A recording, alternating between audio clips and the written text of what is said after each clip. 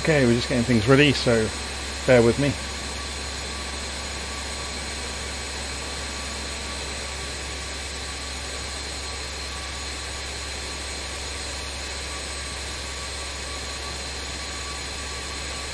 The interest in doing this evening is both Catalina Island and Lake Tahoe have had special treatment by the Asobo guys, so they've both been upgraded. So I'm going to head over there and have a look.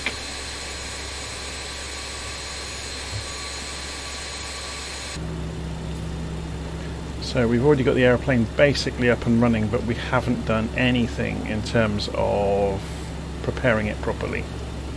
So we probably won't need controls, but we are going to, in fact we're not going to use GPS navigation because that's boring. We're going to use VOR navigation. We're going to use this aircraft in the way it was, you know, in the way the pilots would have known it back in the day when it came out. So we're going to go and turn off the FMS navigation if we can. Oh, it won't let me. Oh, there it goes, it's done it now. And come back out of here, so we now find we have no FMS, which is great. Because we are going to fly VOR to VOR between Catalina Island up to Lake Tahoe. So we've got this idea here that the which VOR is this?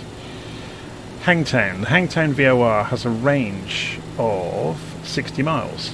So as soon as we pick up the frequency for that, this is 60 miles away where I've marked this on the map, we're going to turn to 353 degrees and head in towards Lake Tahoe. So obviously we get to cheat and look at this map a little bit along the way, but hopefully it will be good.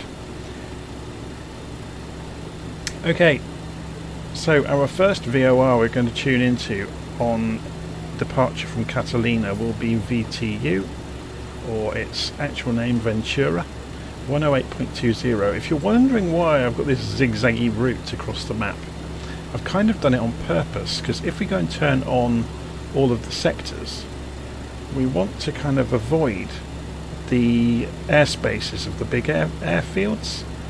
So that suddenly it makes sense. Look, we're going to take off out of Catalina, fly along the edge of the airspace for Los Angeles International, and then thread our way in between the big airspaces all the way. And then the only reason we're going for the Hangtown VOR is because it's there basically. There's nothing at Lake Tahoe to navigate by. So I thought if we fly directly from this VOR into the Hangtown one, then we get something to navigate by basically. Okay, so we're going to turn off those sectors. So 108.20.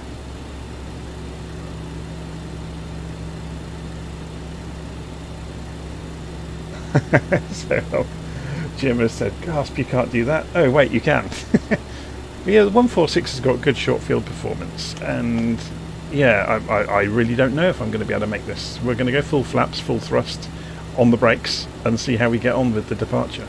So we don't need the tablets, so they can go away. So our first VOR we're going for is 108.20. So we're going to go and change that over. We are going to change this to... No, this can stay on nav, can't it? Our nav is for the FMS, which we haven't got. So 108.20. We are going to climb out pretty quickly to 10,000 feet, I guess, for our initial climb. And then we'll decide once we get to 10,000 feet what we're going to do after that. So we can go and arm that. Obviously there's no point using LNAV because we have no flight plan anymore.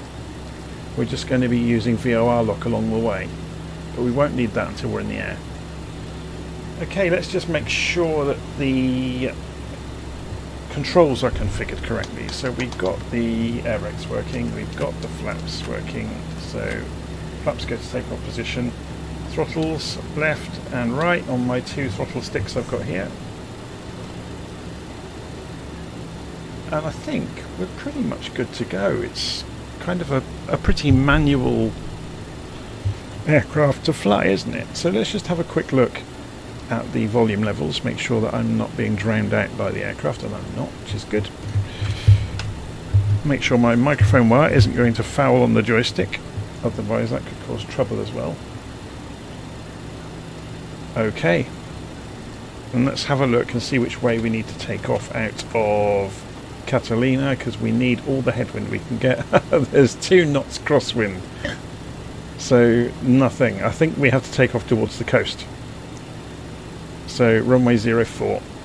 So we're going to turn left out of parking. So parking brake off, and we're rolling. There's a slight positive thrust in the 146. And we're going to roll down to runway 04.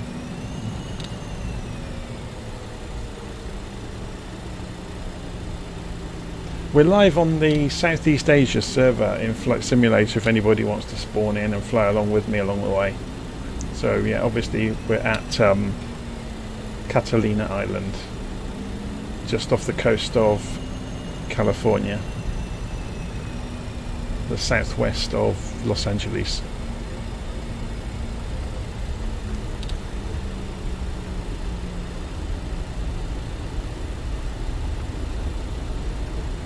Tiny little airfield. We are really stretching what can be done here.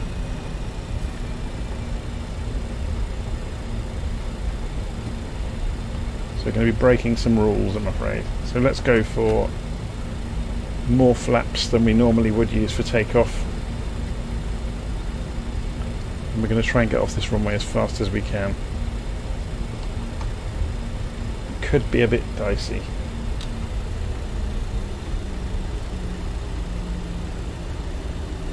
And we're going to need all the runway we can possibly get. So we're going to push right out to the end and not waste any.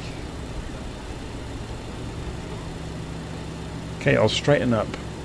Actually, I could straighten up a little bit, couldn't I?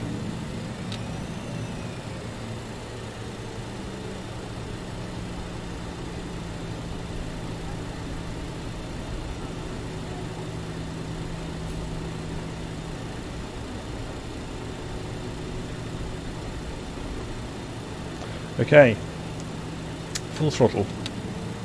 We'll probably get warnings because I'm going to hold it on the brakes.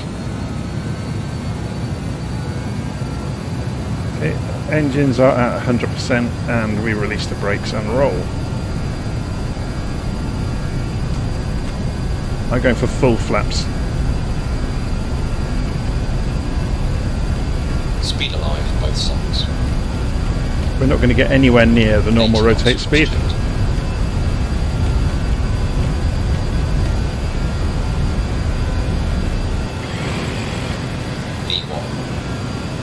When we take in the hedge out. V2. Okay.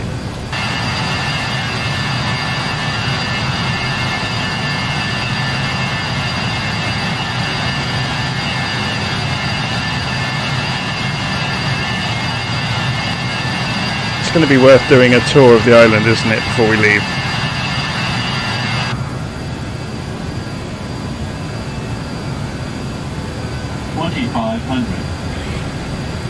Well, I was kind of banking on having that cliff there, just reading the live stream chat.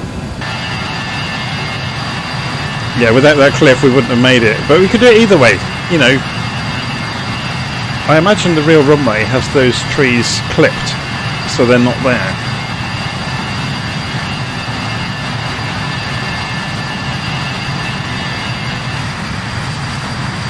So apparently Catalina has had some special attention, so maybe they've used higher resolution texturing, although the waterline down here doesn't look especially good.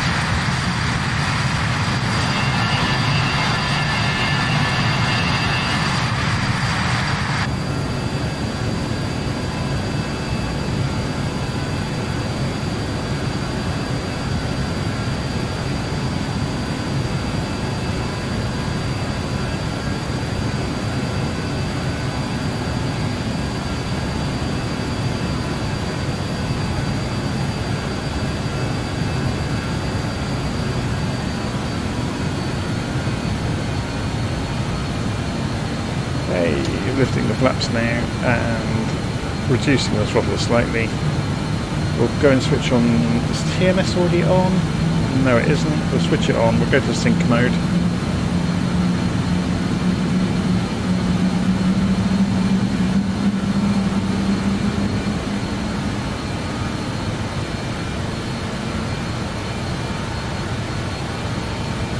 Trim the aircraft down.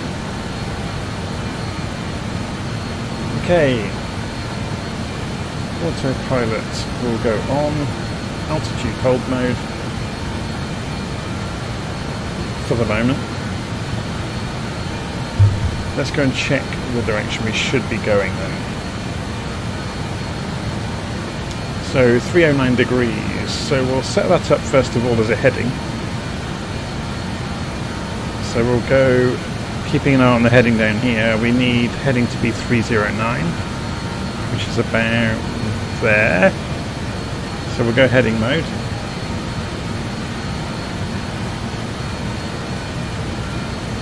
And then we go and tune the VOR, because we want to fly straight for the VOR basically.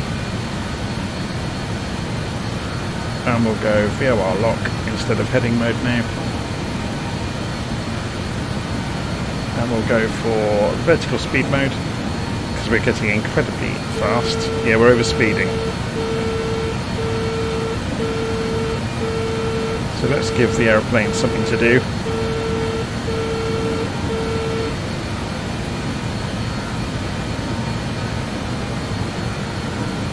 So we'll hold that vertical speed.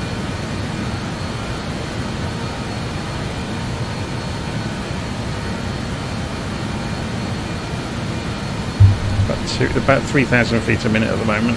Obviously the aircraft can't actually hold on to that, so it's going to slow down a bit as it goes. We'll cap out at, let's go for a bit higher than we said. Let's go for 20,000 feet.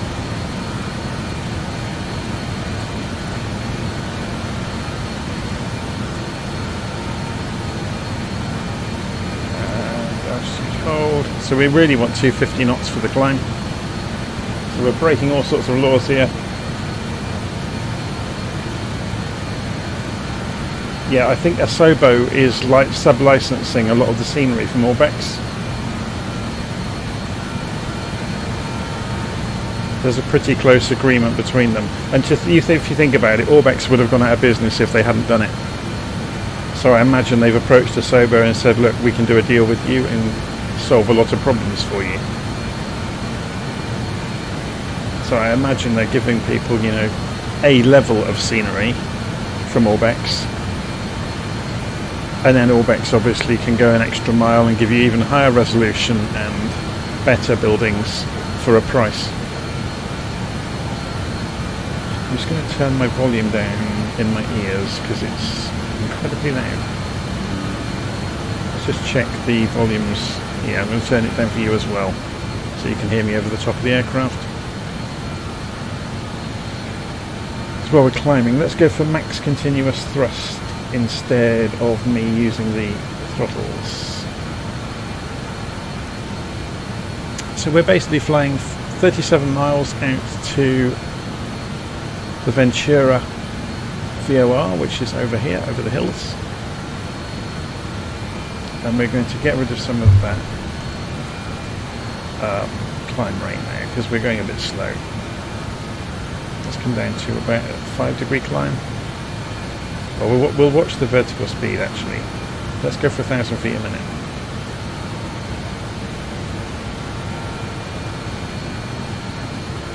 And hit vertical speed again.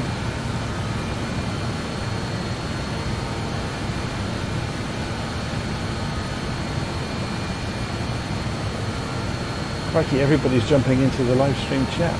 So we've got William Kelly, we've got G Cook, Extrude, Spicy Buffalo. I see a physical co-pilot, but no pilot. What mod did you use, please? I didn't.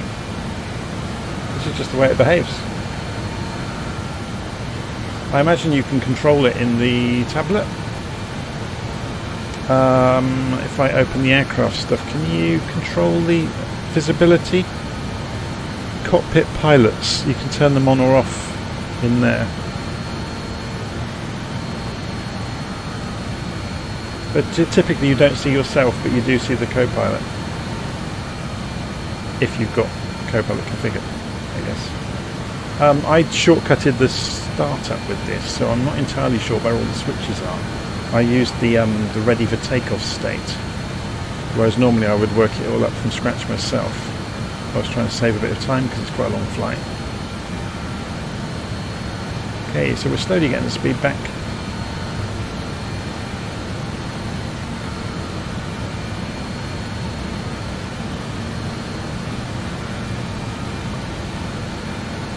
You may well find, if you're in VR, that that's one of the optimizations that is made to save the frame rate. When you switch on VR mode, it does a lot of things to the graphics settings. One of the things I remember somebody saying about is the grass vanishes. Whereas if you play on a normal monitor, it's a much higher visual fidelity. Because essentially, if you're playing in VR, it's drawing two screens at the resolution of the eyepieces. But then if you ask it to draw a monitor as well, you're drawing three screens. It sounds loud because I'm blasting the engines to pieces to climb.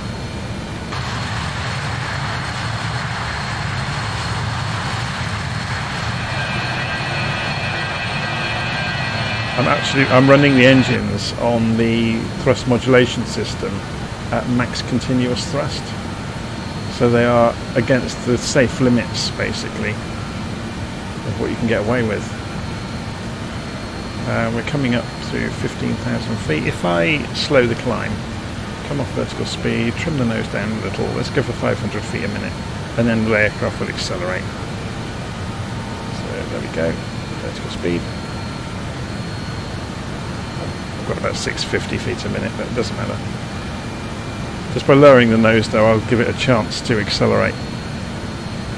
So you should see the indicated airspeed needle start to move. Okay, so we can see we're 19 miles from the VOR. So let's have a look and see if we can prepare. So FIM is the next one, 112.50. Now I can never remember where the switch is for this. So if we go and set 11250 over here.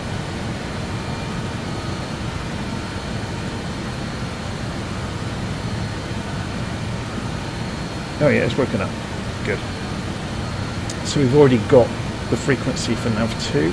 So we know in advance the course we want to take is 15 degrees magnetic into FIM. So we'll change our course here to 15 degrees. Okay, so all we should have to do when we get to this VOR, so when this counts down to 0, is just flick the switch over to nav2 on the split, which will make the autopilot use nav2. When I do it, the CDI over here will reflect nav2 as well. So if you've not seen this about the BAE 146, the way the split switch works is if it's in the centre, nav1 is indicated on this CDI and nav2 on this CDI. If you switch to nav1 on the split switch, they both show nav1. If you switch to nav2, they both show nav2, and the autopilot uses whichever one this is thrown to. If it's in the middle, it favours nav1.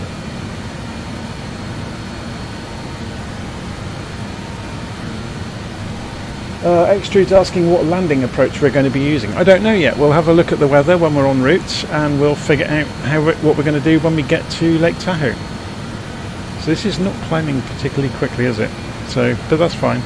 But we are getting the speed on, so let's come back off the vertical speed hold.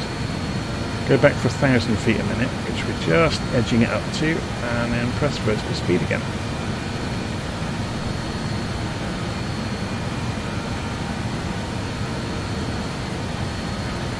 Have you got FS HUD or FS Realistic? I got them at the weekend, but haven't had a chance to try them yet. Well, funny you say that. In the background, I've got FS Realistic running. but it doesn't seem to be working properly because it's saying please start a flight. I've got it on trial mode. Let's go to, it's on the 7-day trial. So I think it's got muddled up. So if I go to FS realistic again, open it again,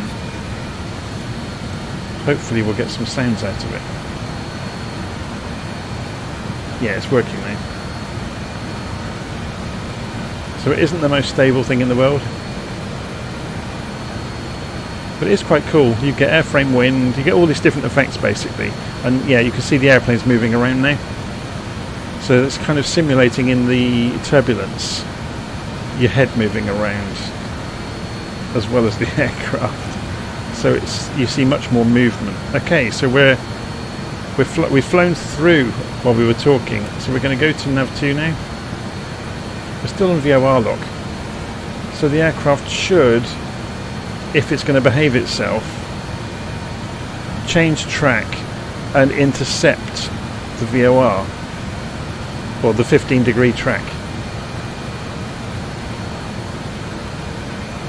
So while it's doing that, we can obviously see it happening over here, and we're not going to do it in time. Just minimise FS realistic. So we're going to go straight for the next VOR, which would be TTE 11625. And again, this is really frustrating. This pops back up all the time. So 116.25.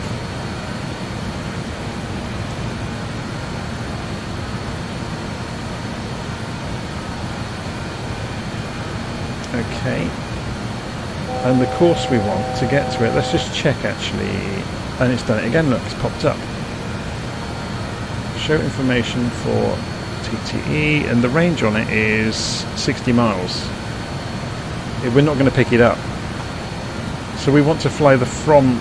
This is going to get to this, is fine. We'll just change the course so we don't try and intercept.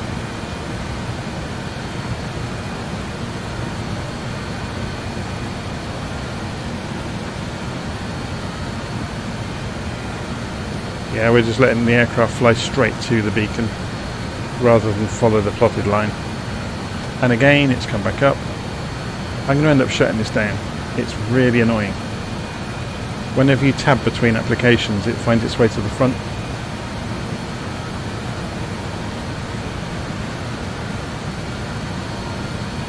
I wonder if there's an option on it to stop it doing it. Settings, auto minimize, auto connection.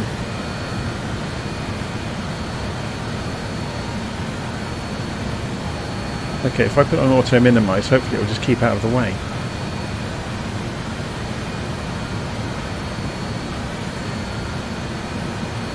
Okay, so we've got 5 miles to go, so we need to get that other VOR ready. This has popped it up again.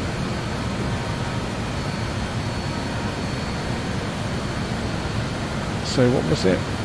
Oh, we'll fly the 340 degree from this VOR. Yeah. So we're going to change this now to 340 degrees. Now the aircraft might not know what we're talking about, so we can go to heading mode to help it. And we'll set the heading to 340. We're over speeding, so I'm just going to ease the throttles back. It's because we've now reached 20,000 feet.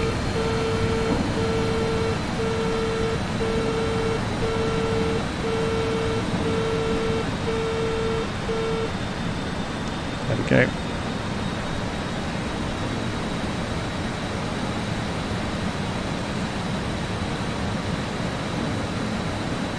So what we're telling the aircraft to do is to fly 340 degrees from this VOR. You can see that illustrated on the CDI with the white arrow is the opposite side of the course, which means it's from.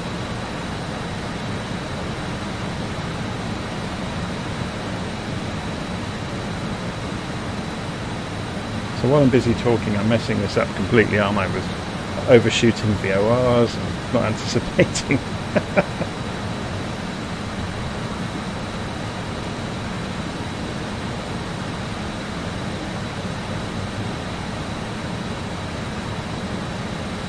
Does your flight path take you right into the takeoff path for Lex? No, on purpose. I talked a little bit about this right at the start. So, although I've kind of, where I've been talking, I've probably gone into the airspace where I shouldn't be. The flight path, oh no, I'm fine. The flight path is designed to avoid the major airspaces that I shouldn't be in. Yeah.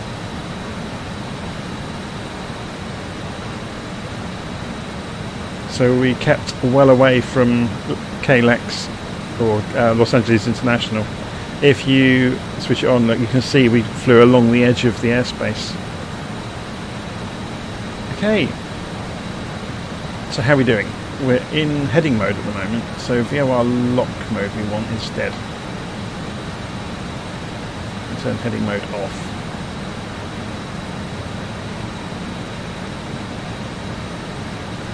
And interestingly, look, it's not intercepting for us. Now, is that because... Let's tune this to 340. Let's see if it will do it on nav 1.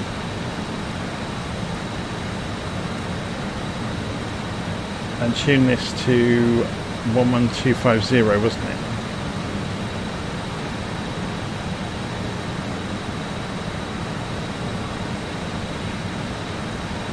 And switch over to split. So nav 1 should take precedence. It's not going to do it in a hurry, is it? I think this is one of the things where this is an old autopilot system. What you have to do is put it on the intercept course yourself, and it will correct it when it overruns the course. So we'll put it on the intercept course, and then we'll switch on VOR lock. And now it's intercepting. Look, it's going to do it. While we were parallel, it wouldn't do it for us. Let's see if it levels out. That'll be the proof. Yeah. So it's going for about a 30-degree intercept course, and it's coming in. Is it going to straighten up in time, or is it going to overshoot?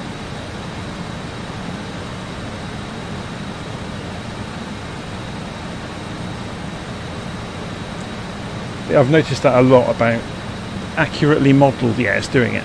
Accurately modelled autopilots of this era. They won't do magic tricks like a modern G1000 or anything like that.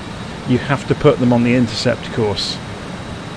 And then the VOR lock will work, and it will intercept and straighten you up once you cross it over the path you should be on. But you have to put yourself on the intercept course. So, you know, you do it in a modern aircraft with a G1000 or something, and it will perform magic tricks for you. Okay, we're going a bit slow. I'm going to speed back up. 26 miles until the next one. So let's try and do this a little bit better next time. So we'll put nav 2 onto 11560 ahead of time. So nav 2 on 11560. And you can see it hasn't picked up yet. We haven't got the distance. So let's see what range this has. So measure show information on it. It's got a range of 60 miles, so we can do a distance measurement backwards down the track of 60, so we should find out, we'll leave that drawn on there, we should find out about when we get to Woodville, or you know, parallel with it, we should pick up the signal. So let's just remove that. But for the moment, we're just flying straight towards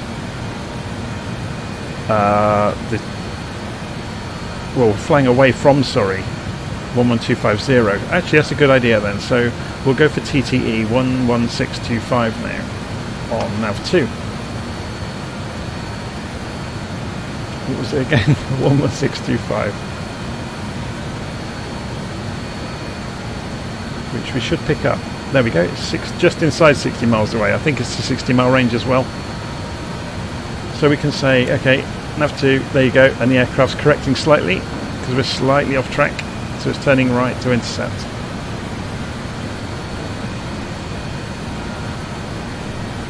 So as long as you're not a mile away and you're on a fairly near an intercept track, then the autopilot in these old aircraft works. We're overspeeding again. I'm basically busy talking and not watching the aeroplane.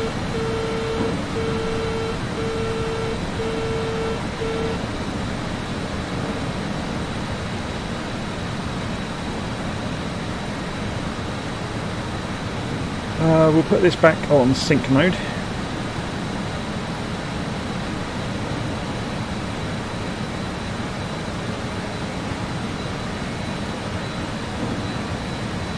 So sync mode basically means if the mouse is going to work. Okay, the mouse has stopped working for zoom for some reason. Oh no, it started working again.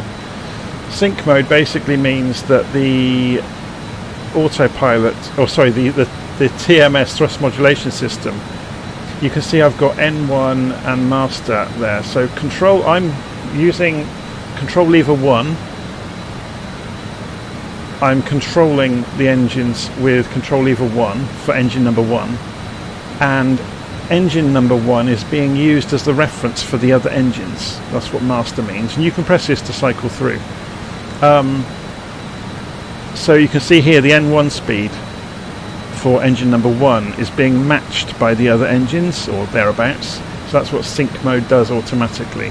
So in the TMS system on the BAE 146, what it really means is, regardless of what you do with the throttles, they can actually, there are servos between the throttles and the engine, and they can be adjusted or trimmed automatically by the aeroplane, but only within certain bounds.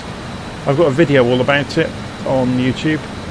So if I was to throw any of these too far, a load of arrows would appear and it would say I can't do it. Yeah? If we just quickly try that, if I go and pull engine number 1 back, you'll see arrows appear. There they go. Meaning they can't match it.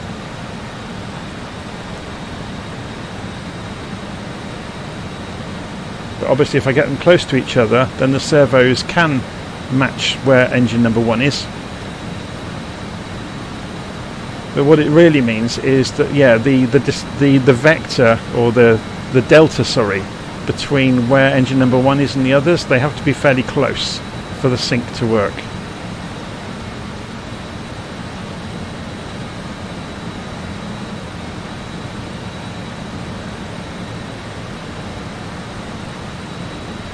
You're wondering what B-lock is used for. Is it back course? If that's VOR lock, that'll be the back course one, won't it? To do the opposite. So if you've got an airfield that supports back course VORs, or even a VOR station that supports it, it means you can tune it. B localizer, back localizer. That's what it will mean. So although it maybe doesn't do the glide slope, again you'll have to try it. I've never tried it. So it's going to be the back course for the localizer. So say you've got ILS on one side of the runway, but you're actually approaching from the other side. If the airfield supports it, you can press the back course button and use the ILS for the opposite end of the runway to approach. But the airfield has to support it.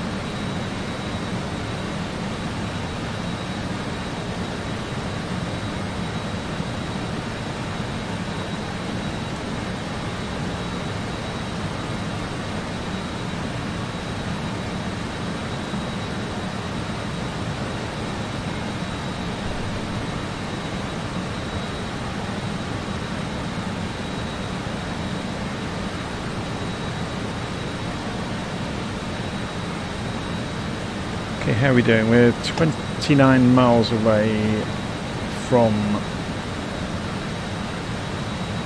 We're using nav2, we're 29 miles away from it, and we are on VOR lock, so it's following the course, which you can see is happening. 11625. 11625. We haven't looked outside at all, have we?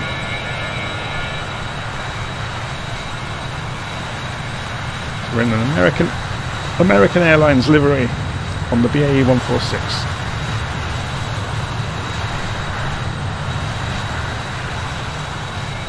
to excuse me pausing now and again. I drank some lemonade earlier and it's repeating on me.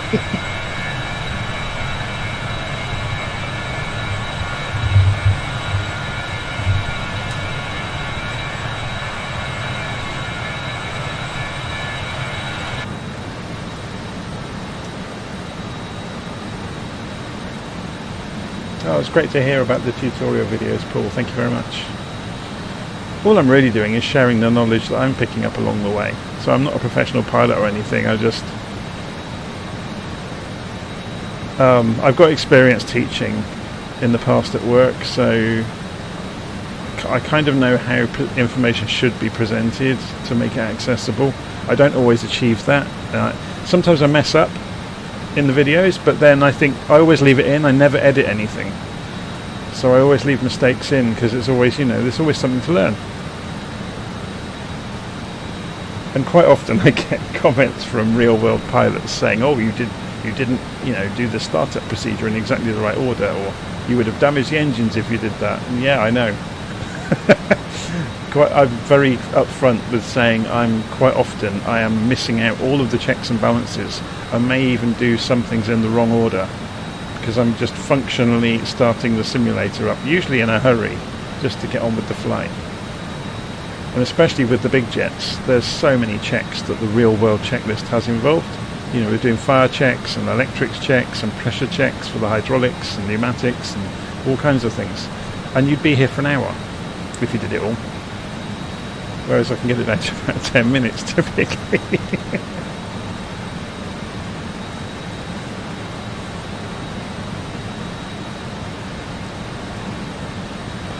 Okay, how are we doing? 14 miles to go until we get to the next VOR.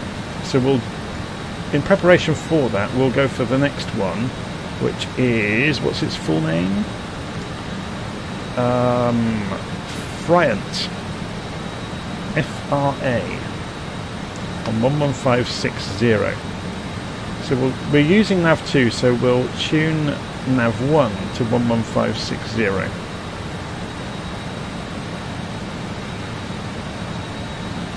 Okay, so we can't actually see the needle yet because we have got the split switch on nav 2, but that doesn't mean we can't get the direction ready. So 322 degrees we would like to go.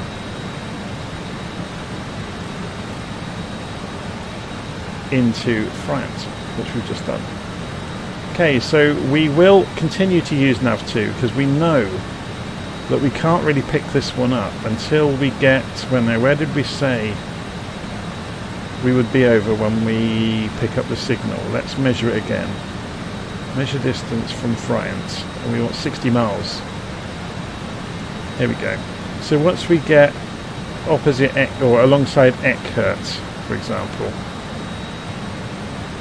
we'll be able to pick up the VOR from nav 1. So we'll fly the from heading of 322 on nav 2, or just put the heading in. As soon as we get close, we'll switch to heading mode. So we'll get the heading ready to 322 degrees, which is somewhere down there. There's 323 maybe. So let's go and tune that a little bit more. That's 322. So all we will do when this counts down to 0 is go to heading mode for a little while. And while we're in heading mode, we can switch over to nav 1 and we'll see when it comes alive.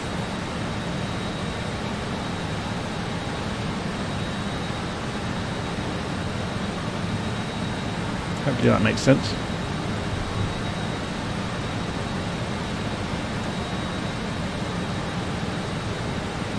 Getting a little bit slow again. Gonna speed up. Down to 3 miles. Some amazing scenery out there and we're completely ignoring it. I mean, look at that. It's like a holiday brochure.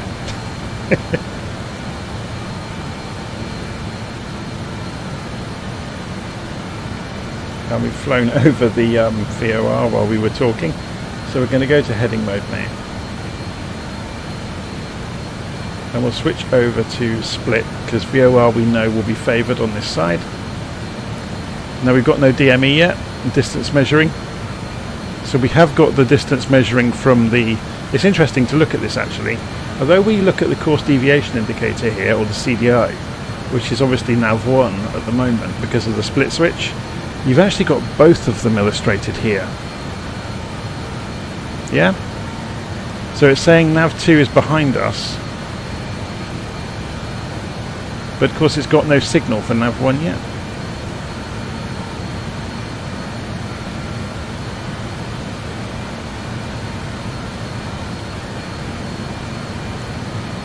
So as soon as it does pick up the signal, you'll see the arrow flail around.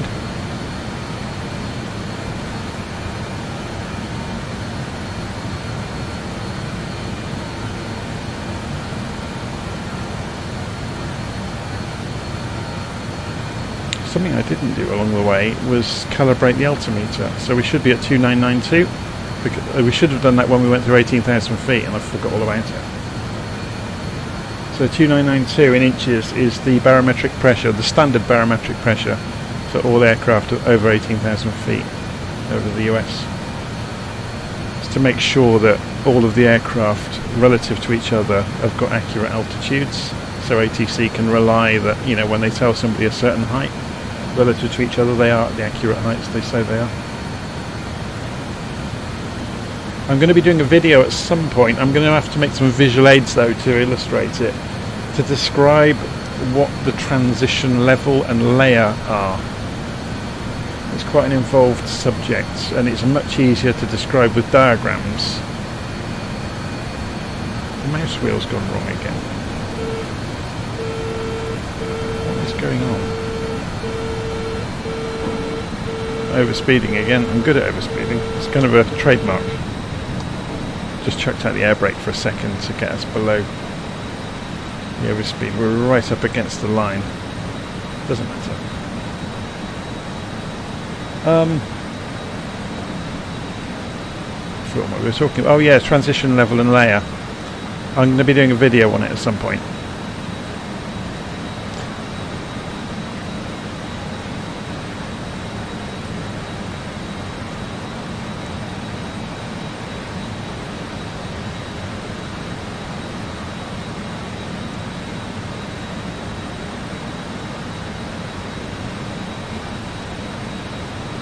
Okay, so you can see now that the distance measuring equipment, it set it as a 60-mile range, and it's now counting down, so we've picked up the signal. So we could go to VOR lock. So you can see the aircraft is correcting ever so slightly.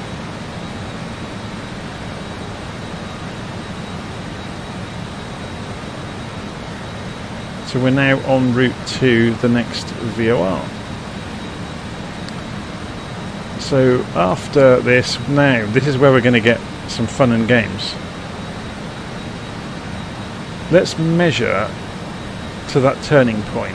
Measure distance from Friant, because we want to fly straight towards Tahoe and then figure out what we're going to do when we get there.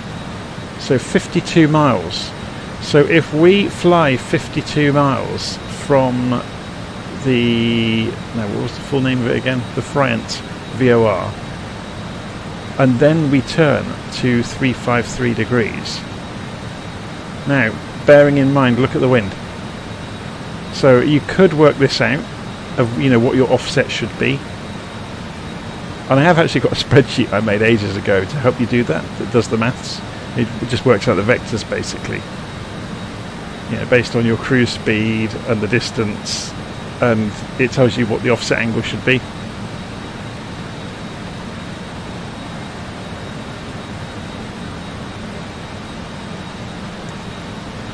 Should I go find it? It might be good fun to see it for people who've never seen anything like that. So if I go to...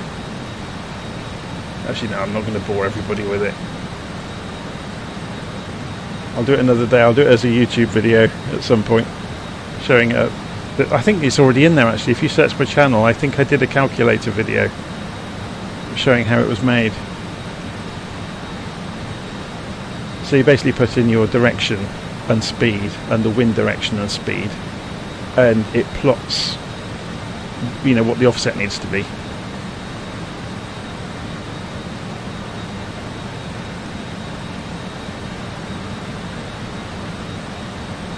Okay, so we're flying in towards the Friant VOR at the moment. 40 miles out. So we can do some sightseeing. We have time now.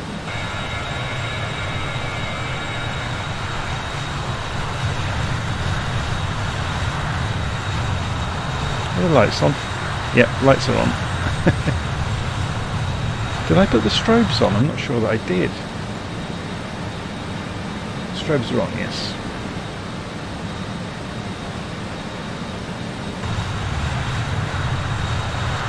Actually, you can probably see the strobes if you look carefully. Yeah, there they are, flashing away. There's one underneath, isn't there, as well? Yep, there it is.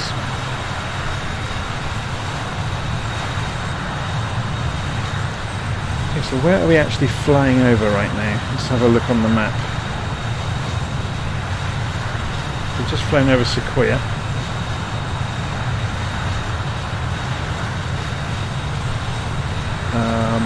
Clovis is over to the left.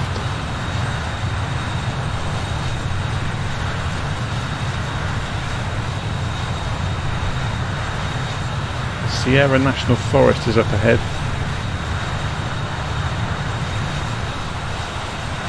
Pretty serious hills around here.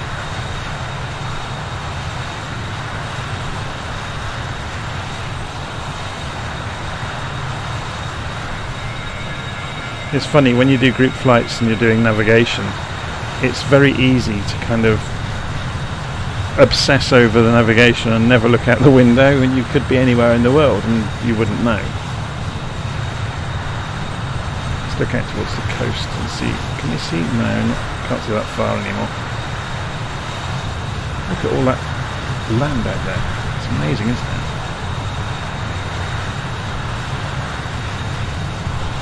Runway out there.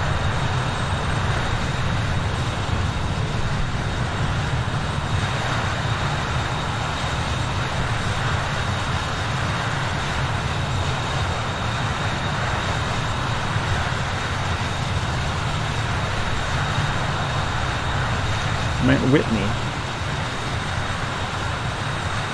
Let's find out which one it is. If we look here, Mount Whitney is about... It must be out over there.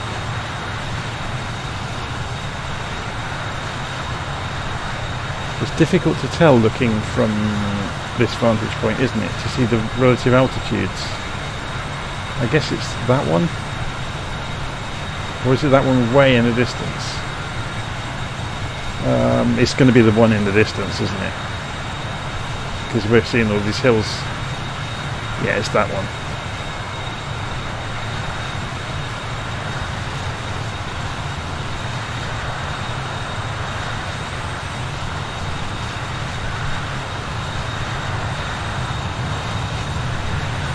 A dam down here. It's unfortunately this distance is not modelled very well. So that's going to be the dam here, Pine Flat Dam. If anyone's wondering, little nav map, I've got an add-on for it that's listed on the Virtual Flight Online Discord in the add-ons to give you extra maps in Little Nav Map. So I get the Google Maps. I also get the US IFR sectionals, so I can. It takes a while to load them. Get the VFR sectionals as well, which is quite cool.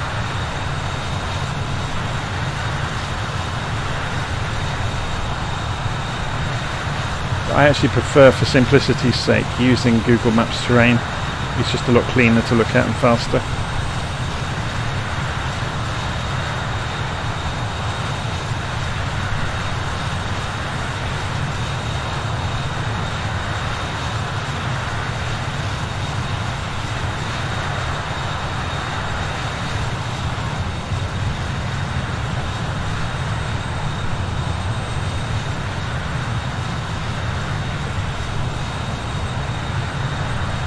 Okay, let's go and have a look inside the aircraft. We've got 20 miles to run until the VOR.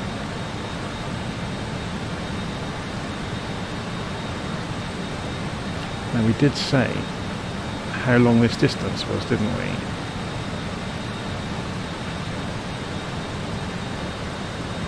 52 miles on the distance measurement until we make the turn for Lake Tahoe. So we're just approaching Friant, 11560. We'll leave Friant then on a course of 314 degrees. So we'll prepare that on the heading. So we want 314.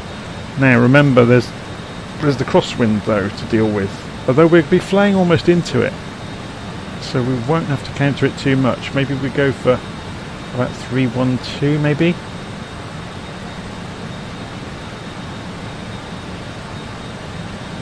Should be enough for us to deal with the crosswind. We'll find out.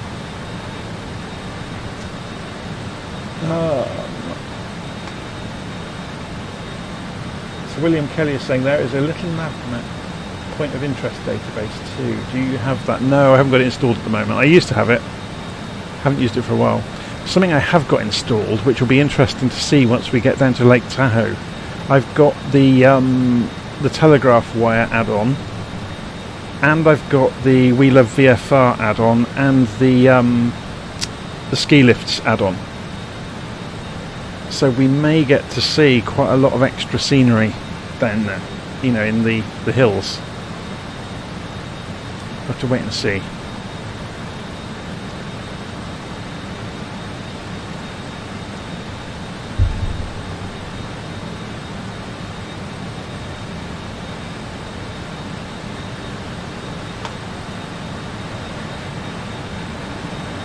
We're going to see what the rest of the plane's looking like. No passengers. Nobody in today. The plane to ourselves. Let's go make a coffee.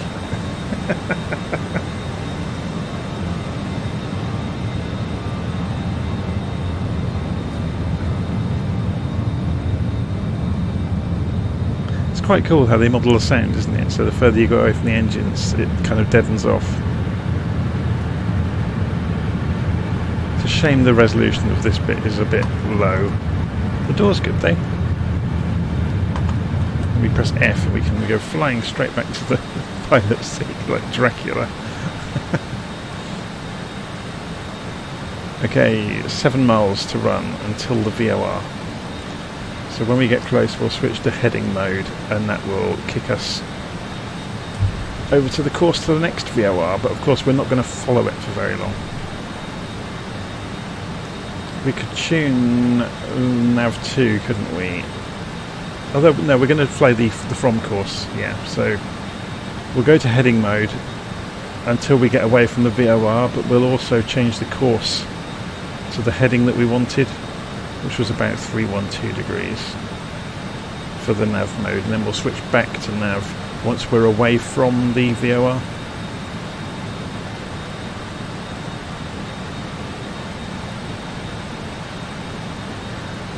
So 3 miles to run, or 3.5 miles I should say. So we're approaching the Friant VOR. We're doing this the old school way. We've got no FMS, so no GPS. We're just using the chart. Although we can cheat and see where we are on the chart, we could take our aircraft position off and it wouldn't hurt. Okay, so we've lost the VOR, so we go to heading mode.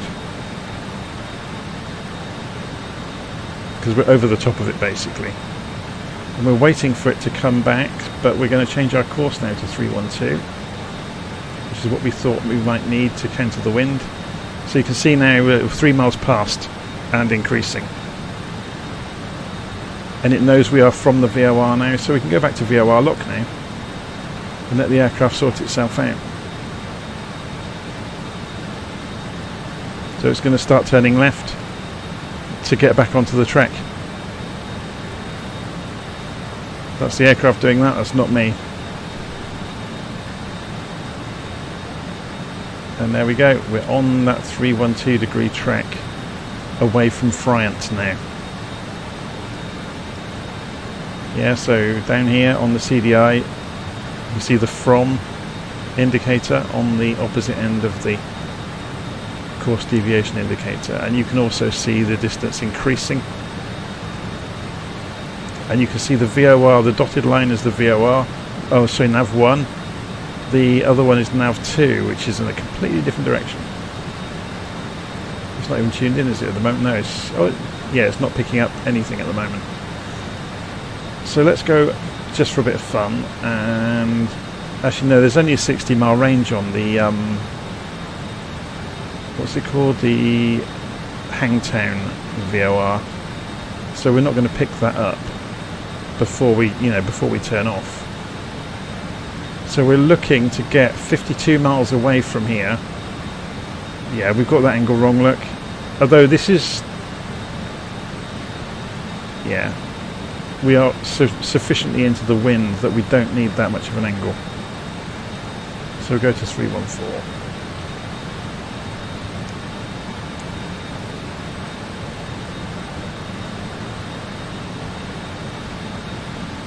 So we can get the heading ready though for when we get to this point to start flying. Now it's going to be across the wind, so we probably do want a few degrees to the left of the track. So the track is 353 magnetic.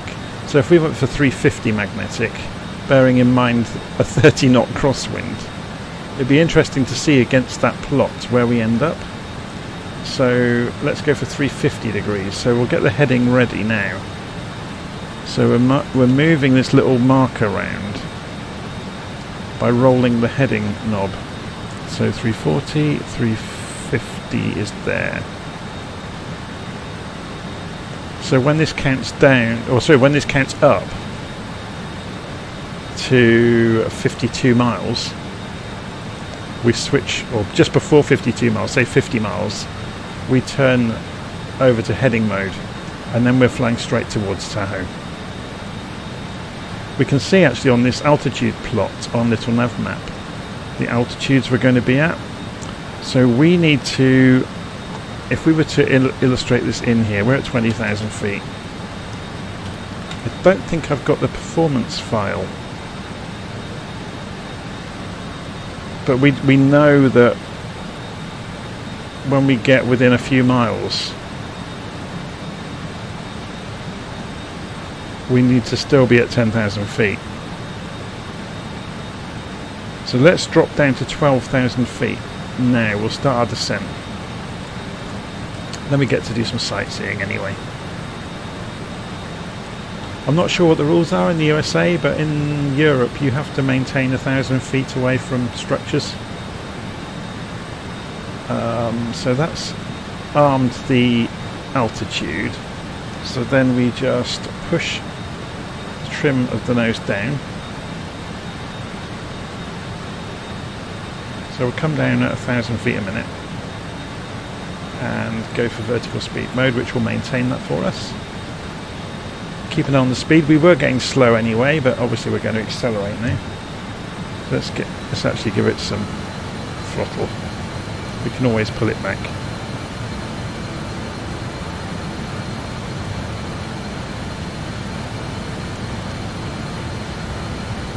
So we're coming back down 19,500 feet, which is coming through 20 miles away now from the VOR. So when we get to 52 miles away, we'll make the turn, or 50 miles, give us a couple of miles to make the turn.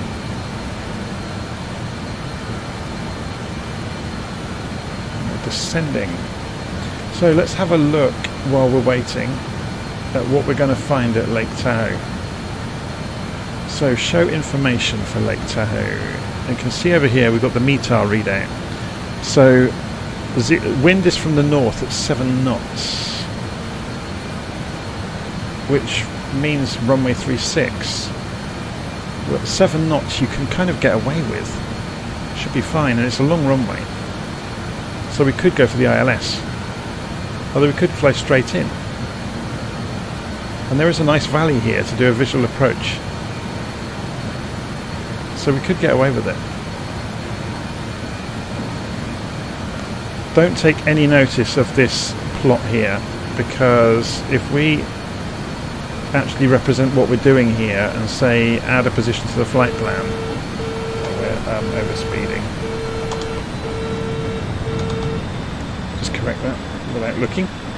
And then if we remove this, oops, delete the VOR. There we go. So that's the actual course we're going to try and do. And then we get the accurate plot of the hills. So you can see there's our track where we're descending at 1,000 feet a minute. But we're going to stop descending at 12,000 and then fly along level for a bit and figure out what we're going to do at that point.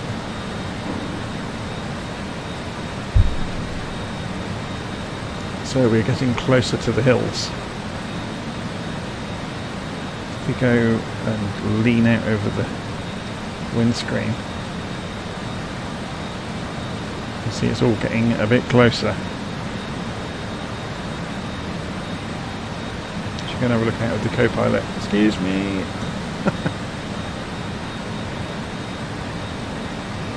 So apparently the Lake Tahoe area has had a big upgrade as of the download the other week. For the USA had a huge round of upgrades, didn't it, in the stock scenery.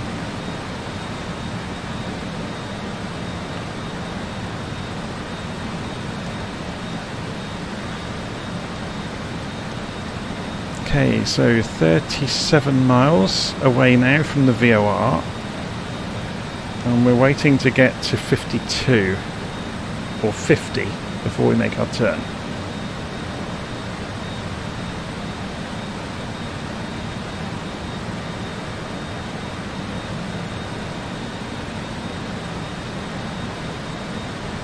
I'm inclined actually to do a circuit of the airfield and use the ILS, but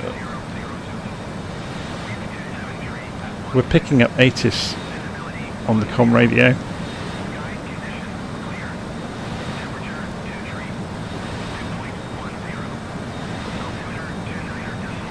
That's interesting. It still works. We'll just detune it. That's a bit of a bug in the aeroplane, isn't it? I turned the radio off and it was still coming out the speakers. That's quite amusing.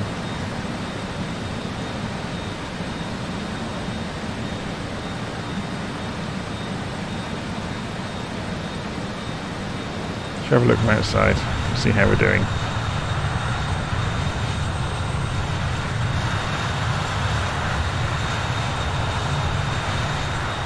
The scenery is amazing, isn't it? I've got this on live weather, by the way. Got the landing lights on. Did we not turn them off? Didn't notice them earlier.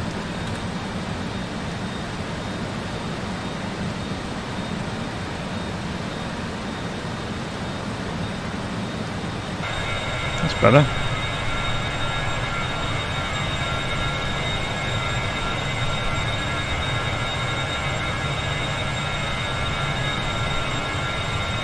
They need to clean the windscreen, don't they?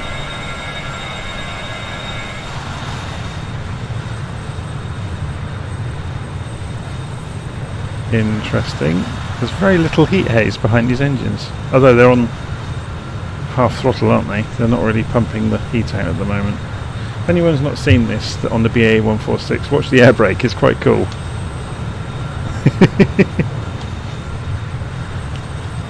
And you can open it almost perpendicular to the fuselage.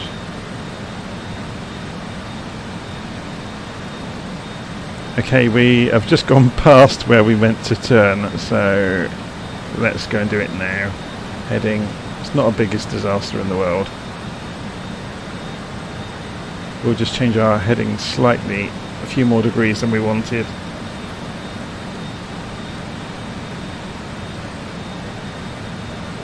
So we'll go for 55.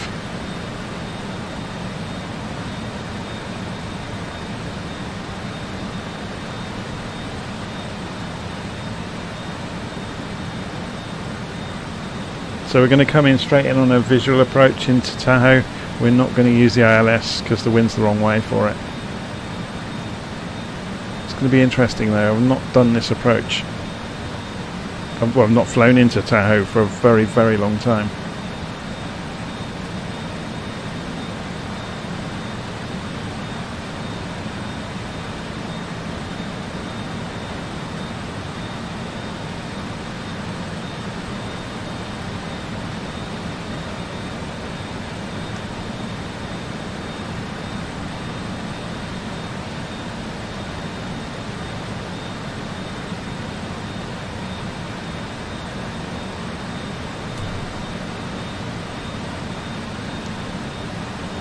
So we should level out 12,000 feet soon, and then we just fly along, maintain this altitude until we get closer to the airfield, and then we start descending. So let's just go and check the altitude of Tahoe. I'm just going to pull this back up. 6,200 feet above ground level, above sea level, sorry. We want 3023 on the barometric pressure on the altimeter. So 3023. I'm doing this early. You shouldn't really do this until you get to. Although, yeah, it's 18,000 in America though, isn't it? So it's 3023. As long as we do it before we get there, it's fine. Are these synchronized? 3024, 3023, close enough. Have we got a backup altimeter in this aircraft? I don't think we have we? It's just this one and that one. Okay.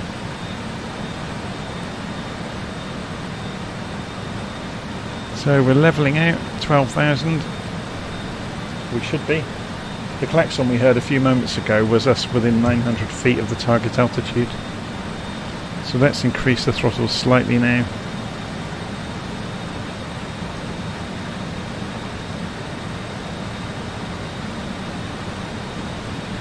So the unfortunate thing with doing this by hand is we've got no VOR to play with to figure out. I guess we could measure it from this one over here, the Hangtown one. So if we measure distance from Hangtown to Tahoe, we know that 57 degrees magnetic, 37 miles out, yeah, that will work. So if we tune this one in, 11550, I'll explain what I'm up to in a moment. So this is lit up. If we actually change this to... No, we're going to want the 57 degree.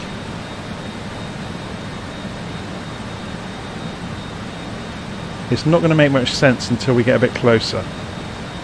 Oops. 57 degrees.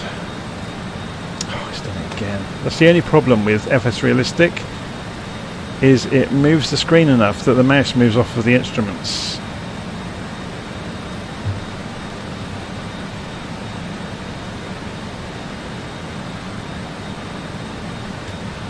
So basically, this is counting down how far away Hangtown is.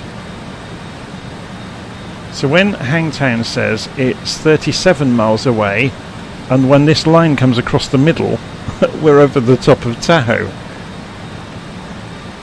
Ideally, we want to give ourselves a line-up for approach, so Kirkwood would be a good example, wouldn't it, of a place to know we're at? So if we do measure from Hangtown and say Kirkwood, and about there, so 32 miles at 75. So let's change that, whoops, to 75 degrees. Oh, it's a real pain.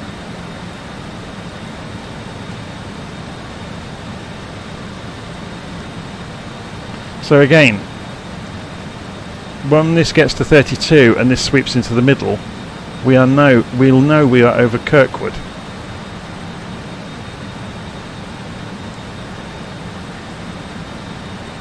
Obviously, if you had a couple of VORs, you can triangulate and use a pen. If you had a paper map, you could use a pencil, and you could do it accurately.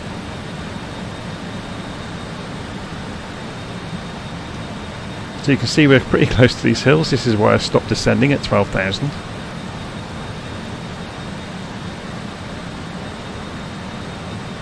I mean, we could come down to 10,000 based on the track we're on. We're going to be getting pretty close, so we'll have to keep an eye out of the window. So that, go go and trim vertical speed to come down at, say, 500 feet a minute now.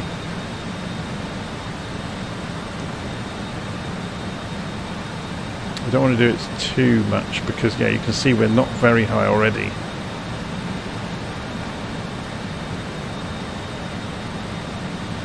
So this is coming down. So what did we say? 32. And when this crosses over, we know we're at Kirkwood. We can keep an eye on the ground for Kirkwood as well, because there's obviously there's a lake there that we can use. Kit Carson as well, there's another lake. Whether we'll be able to see them from here is another matter. Let's have a look at the contour lines. So we might be unsighted by this ridge. Might be down the other side of it.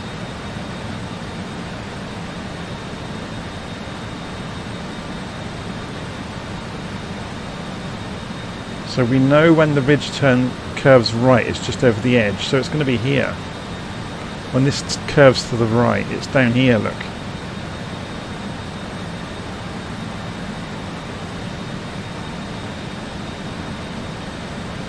Right, I'm going for altitude hold. I'm not playing any silly games with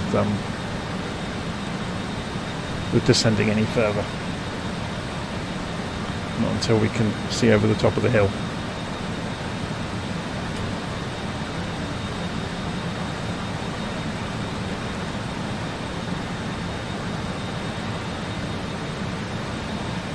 But you should see this sweep over. The numbers are converging. Look, it's coming down towards 32. And we'll see this suddenly sweep over when we get over the top of Kirkwood.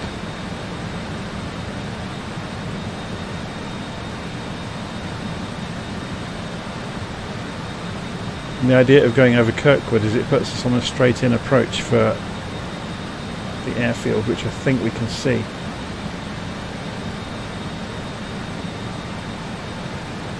Or maybe not just yet. Here's Kirkwood. Brilliant. So we're exactly where we wanted to be. I'm looking out in front of us in the far distance to see if that is the runway or if it's further below. Where is it on the map? No, it's going to be out of sight down here.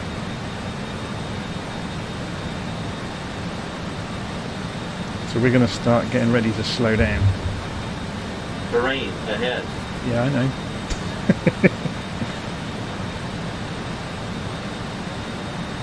We are looking for the airfield. And then we're going to come down over the hills like some sort of barnstorming circus act. Okay, autopilot off.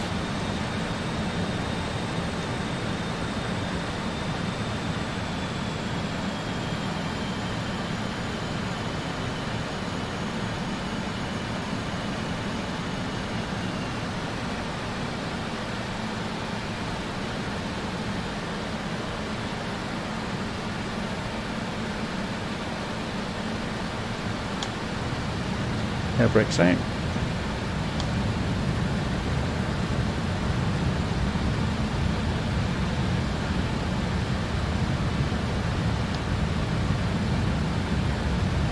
I think I can see the runway. It's over here. Yeah, so we're going to follow through the valley basically. This is going to be fairly straightforward. Let's just get the instruments in view.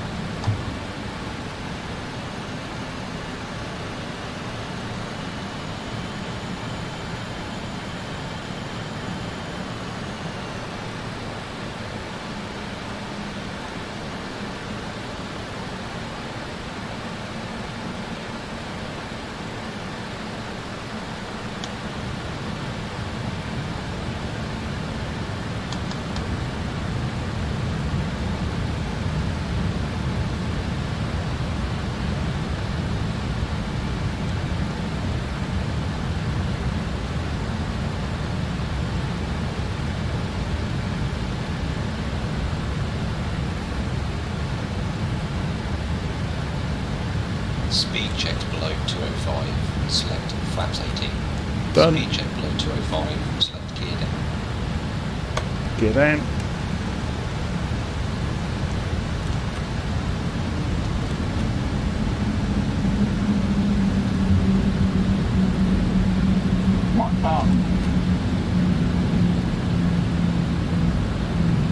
Take brake. Yeah, I know.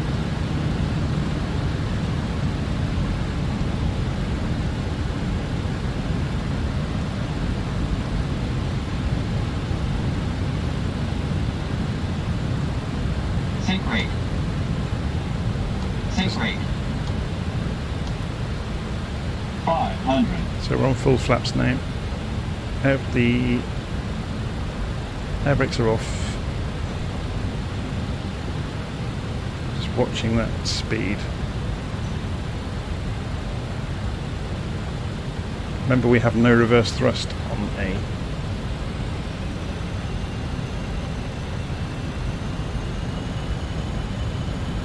on a BAE 146, so we have to be careful.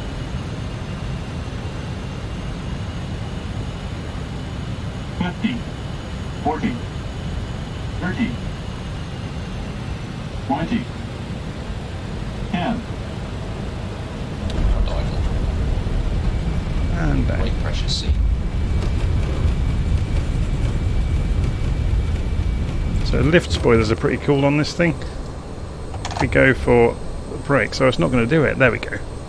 It opens the whole wing up. Oh, we've just overshot. It's a shame we're going to have to taxi along there, which we will do. So flaps can come up.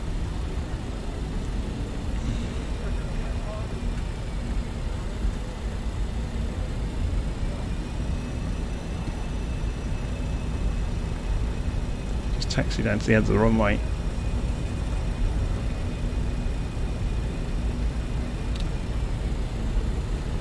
So someone's asking in the live stream about self-loading cargo. I've never actually used it. I've read about it and I've thought about getting it lots of times. And I know several people who have got it, and they played with it once or twice and then never played with it again. So I've always kind of shied away from it. But it does sound like great fun, especially if you're doing, like, you know, 2-hour flights in the big jets. It would keep that middle hour busy, wouldn't it? But then I do most of my big jet flights in group flights at Virtual Flight Online, either on Virtual Flight Online or another group called My Air that have air traffic control. So in a group flight you typically have other people to talk to in the middle of the flight, so yeah.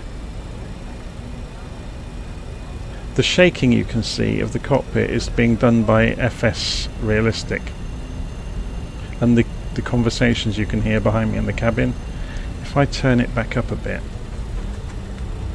you'll be able to hear it a bit better.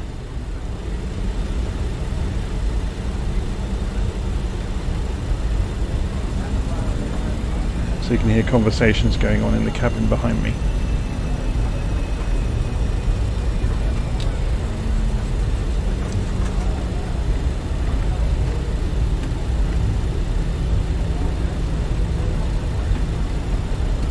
So how do we get into the parking? Not there.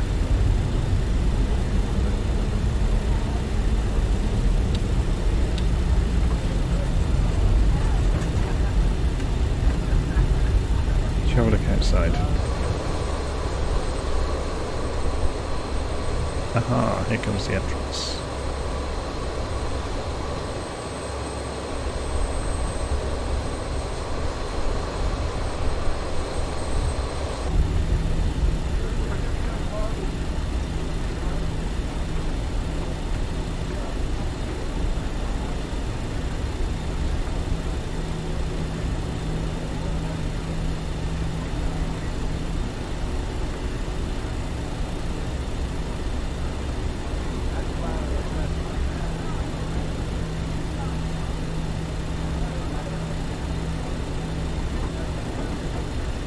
Oh, we got to face off with a forklift truck now.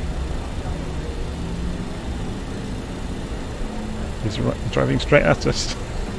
The bravest forklift truck driver at Lake Tahoe is about to get trampled. So I'm most interested actually to have a look at the building here, because yeah, if they've upgraded it, but presumably this looks a lot more like the real building at Tahoe. Or at least the shape of it is more accurate.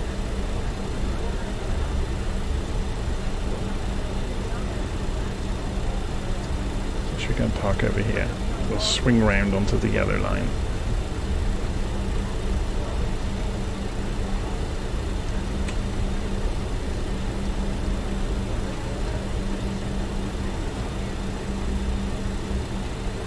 Make all the passengers dizzy.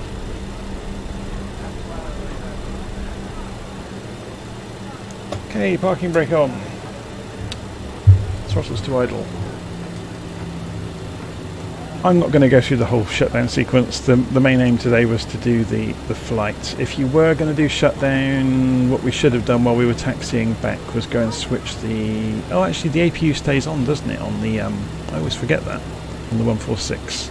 So the APU is already on, so we should be able to just shut down the engines and it will cross-feed back.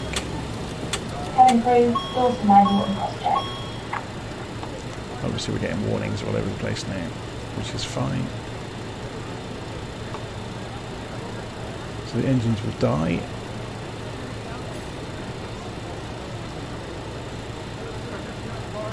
Yeah, it's good fun. I like flying the 146. Can go and turn the lights off, I guess, so we can go back overhead. Here we go. I said I wasn't going to do this, and here I am turning things off. Leaving it in a good state for somebody else. I'm going to stop myself, because otherwise we'll be here for another 10 minutes. Okay, so there we go. We did the flight from Catalina Island over to Lake Tahoe in the BA-146 in Flight Simulator. I've never actually been to Lake Tahoe. I know my cousin has. She lives over in San Francisco and she used to come up here snowboarding all the time when she was younger. But yeah, it looks pretty cool, doesn't it? Right, I'm going to leave it there. And I'll see you all again soon. Okay, take care.